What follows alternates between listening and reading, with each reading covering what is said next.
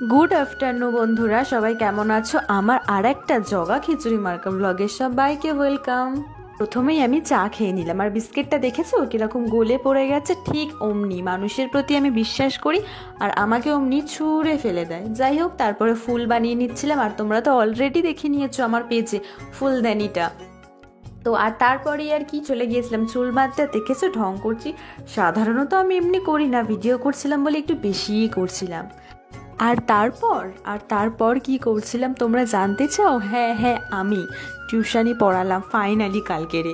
তো গাইস, তারপরে চলে এসেছি। তোমরা তো সবাই জানো কাজের মধ্যে 2, খাই আর শুই। কিন্তু না, আমার হচ্ছে কাজের মধ্যে 3, খাই শুই আবার রান্নাও করি। তারপরেই চলে গিয়েছিলাম যে রাতে রান্না করতে। আর আজকে হবে কি, তোমরা তো বুঝেই গেছো অলরেডি। হ্যাঁ হ্যাঁ, ঠিকই ধরেছো, আজকে হবে তড়কা, যেটা বানাচ্ছি আমি। আমি তড়কা বানাচ্ছিলাম, আর মা ওদিকে রুটিটা সুন্দর করে মেখে নিচ্ছিল, কারণ রুটি আমার দ্বারা হয় না বাবা।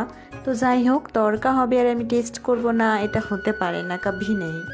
তো গাইস, তারপর আমি টেস্ট করে নিচ্ছিলাম। আর আমি একা নয়, মাম্মামও সাথে যোগ দিয়েছে। বলবে না যে পুরোটা আমি একা খেয়েছি।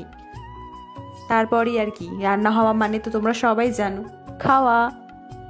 তো রাতে ডিনারটা কমপ্লিট করে নিয়ে একদম শটাং চলে গেছি শোবার জন্য। দেখেছো আমাদের দুজনকেই কিরকম একরকম লাগছে? না মানে আমি এমনি